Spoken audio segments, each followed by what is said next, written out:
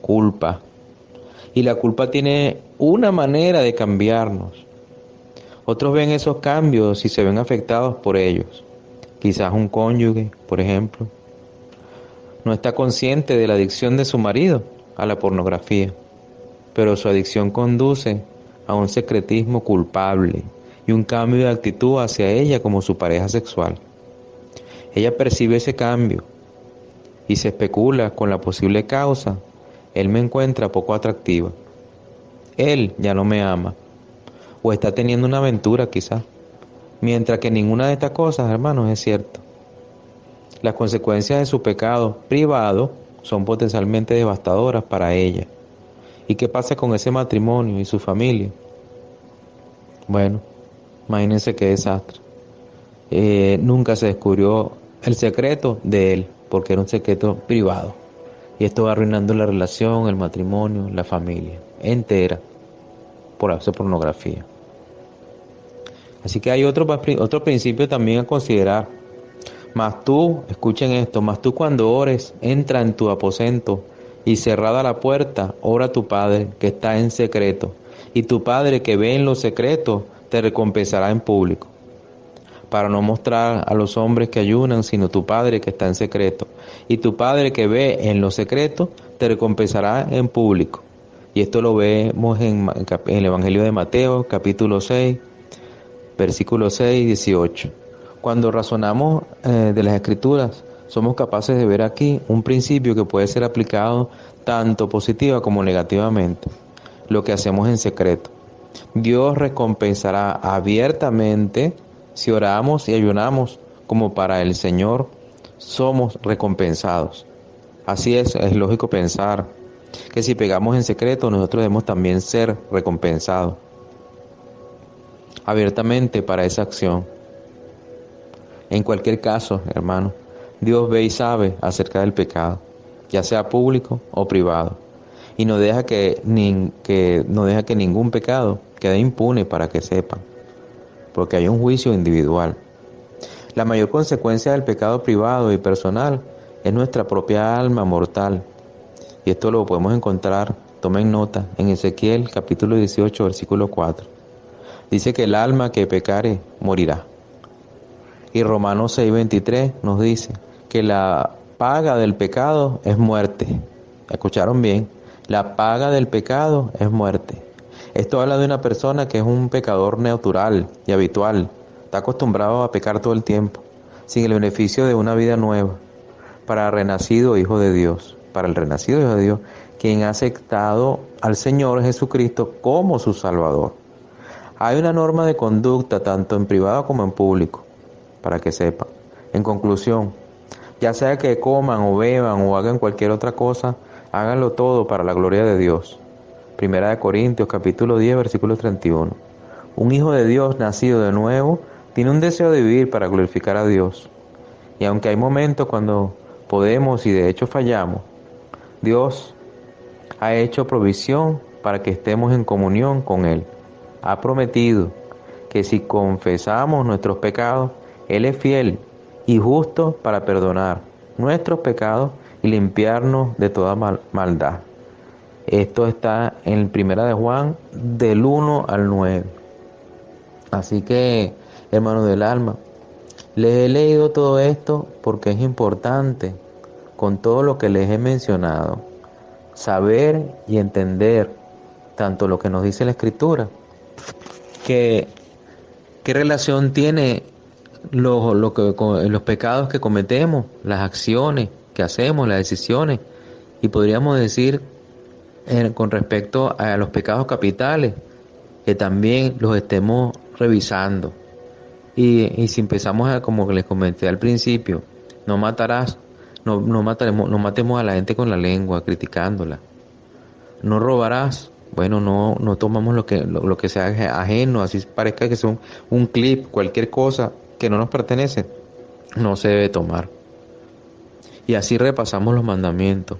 Cuando miramos a la mujer ajena, a otra mujer, y esa mujer es una mujer casada, o simplemente miramos una mujer que no es nuestra esposa, nuestra pareja, no solamente estamos faltando el respeto a nuestra esposa, sino que estamos siendo infiel.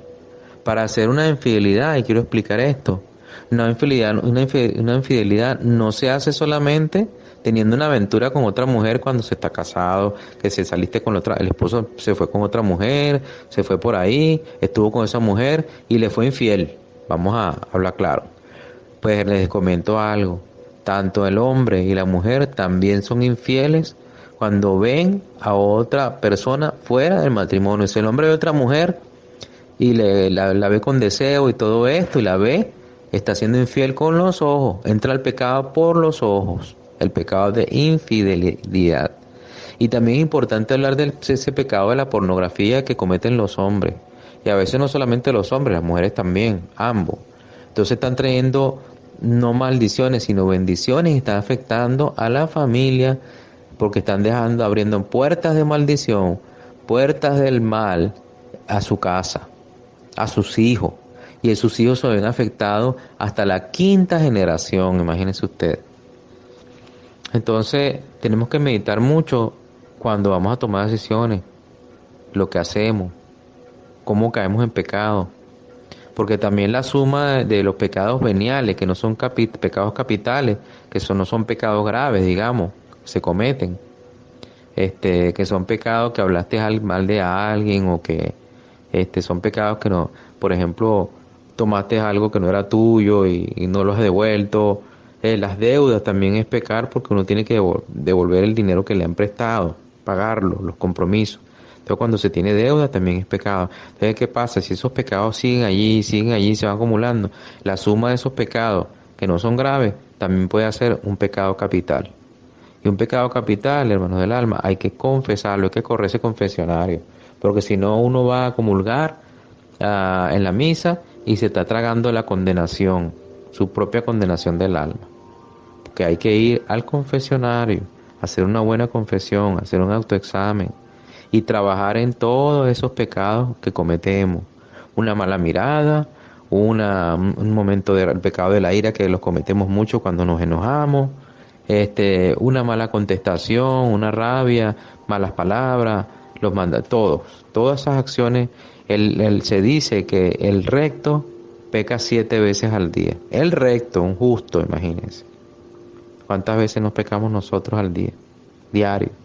Y muchas veces nos acabamos de confesar y ya salimos y estamos pecando de nuevo. Ya vamos en el carro y insultamos a la gente porque queremos llegar rápido. Y entonces se nos salen las malas palabras y como que perdemos la bendición, ¿no? Que acabamos de recibir. Tenemos que buscar siempre la gracia santificante, mantenernos en la gracia del Señor, buscar esa santidad y pedirle mucha luz al Espíritu Santo para que sea nuestra luz, nuestro director, para tomar buenas decisiones en la vida, y sobre todo preguntarnos lo que le dije hace un rato. Con esto que voy a decidir, ¿afecto a los demás? Hay que pensar todo nuestro comportamiento, evaluarlo, lo que hablamos, lo que decimos. Muchas veces yo les aconsejo que mejor es quedarse callado antes de que uno vaya a decir una palabra que vaya a ser un maltrato. Y si es una palabra que va a ser un maltrato, mejor quédense callados, hermanos del alma.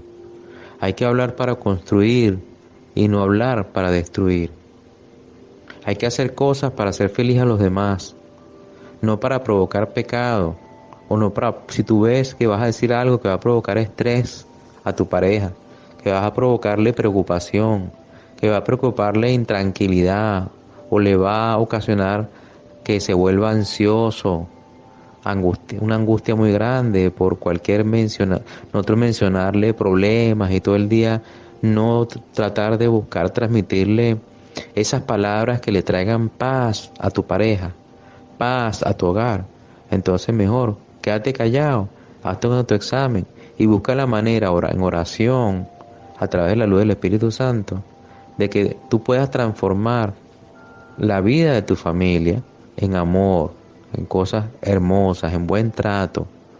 Porque también la palabra hace poco del Evangelio del domingo pasado, si no me equivoco, hablaba que en este Evangelio que pasaron, y decía, como trates a los demás, serás tratado.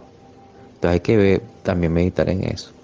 Así que, hermanos del alma, dicho todo esto, es importante meditar en esos pecados.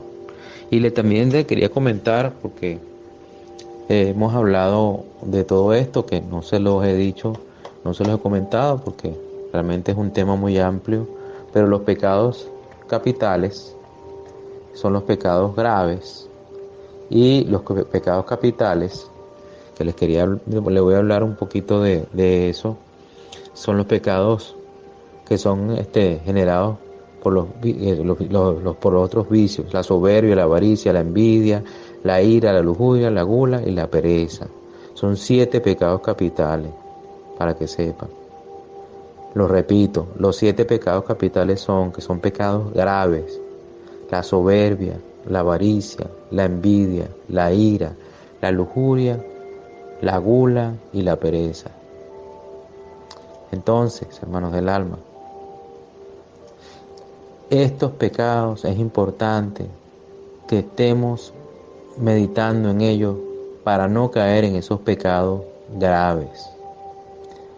Estos pecados grandes, capitales, y los pecados en general, aparte que le mencioné ya los pecados capitales, quiero decirles que los pecados se dividen en 2 grupos. El pecado venial, que estos pecados se perdonan a través de los sacramentos, la oración, pero el pecado mortal, que son los graves, son los que amenazan al que los cometa, como les hablaba yo antes, de la condenación, te llevan a la condenación.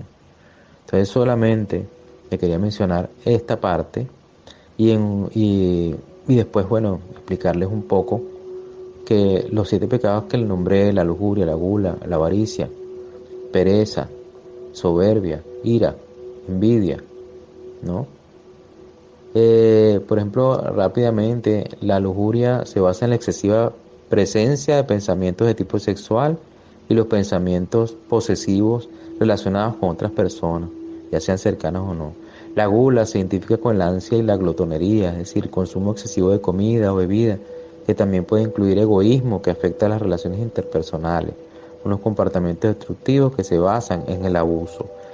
El pecado de la avaricia, otro pecado capital, es un pecado capital que se basa en su máxima del egoísmo, es decir, la obtención de riquezas materiales con la finalidad de guardarlas sin compartir nada con los demás.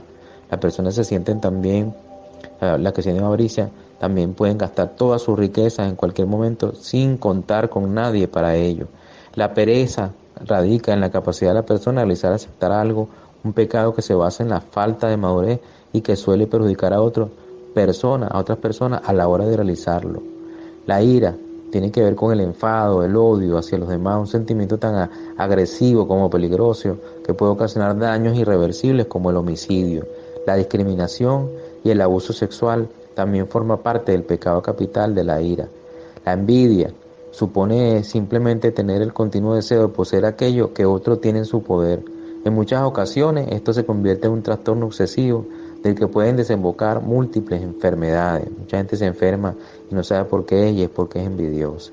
La soberbia se basa en ese deseo incontrolable de intentar ser o mostrarse siempre mejor que los demás, superior, es decir, creerse superior de forma física e intelectual que el resto de las personas. Un pecado que resulta de la sobrevaloración del yo personal. Le quería hablar, hermanos del alma, de esos pecados capitales y explicárselos.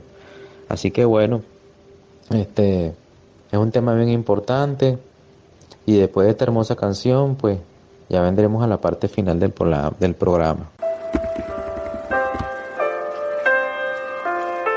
En el nombre del Padre, del Hijo y del Espíritu Santo. Amadísimo Señor bueno, hoy estamos postrados ante ti, Señor, tu Hijo de Dios Altísimo, tú el Verbo encarnado, el que había de venir al mundo por nuestra salvación. En ti creemos, Señor, en ti confiamos, te amamos, te adoramos y en ti esperamos, Señor Jesús. Y en tu santo nombre Nos postramos a los pies de nuestro Señor Dios Padre